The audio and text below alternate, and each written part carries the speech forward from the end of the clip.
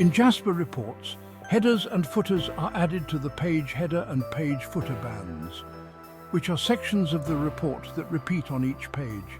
Here's how to set them up. Adding a page header band. Add content that you want to appear at the top of each page. This could include titles, logos, report titles, and other information like date or page number. Steps. In the design view, locate the page header band. Add any text fields, images, or static text to the page header. For page numbering, you can use expressions like page plus the page number variable. For the date, use the current date variable or set a custom variable if needed. Adding a page footer. Page footer band. Place content that you want to appear at the bottom of each page. Common footer items include page numbers, disclaimers, or document version details. All right, let's dive into the steps to add a page footer.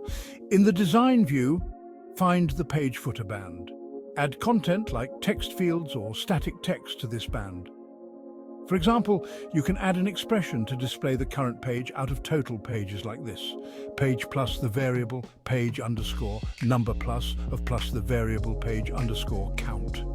Align the elements based on your layout requirements.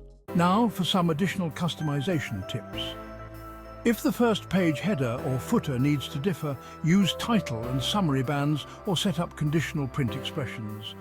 For the last page footer band can be used if you want a different footer only on the last page. Here are some example expressions for common elements.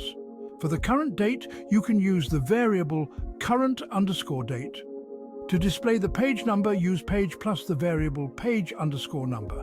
And for the total pages, use of plus the variable page underscore count. Setting up headers and footers this way ensures consistency across all pages of the report.